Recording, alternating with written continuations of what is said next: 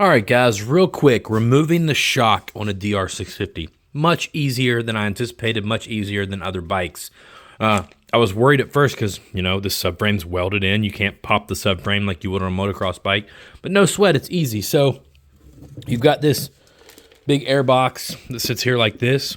All you're going to do is loosen up the clamp that holds it to the air boot. And I went ahead and loosened up the clamp from the air boot to the carb. And then you're going to have two bolts here and here that hold the air boot on. Take those out, or the air box on, sorry. And you're going to have another bolt here that holds the air box on. After that, make sure this hose right here is disconnected. And then you're going to be able to drop that air box down an inch or so and slide it straight out this way. Once you do that, this boot will come off, and then you can pretty much get to the shock. Now, you're going to have to do a little finagling with this wiring harness to get your tool in here. It's going to be a 12 millimeter shock bolt, and you're going to have to, I had to get a little bit creative with the rear wheel.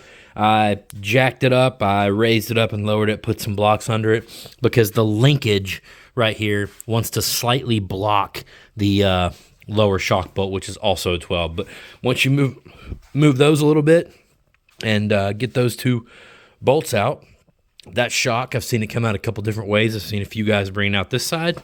I just brought mine straight out the top. Easy peasy. Should be a pretty easy shock to service.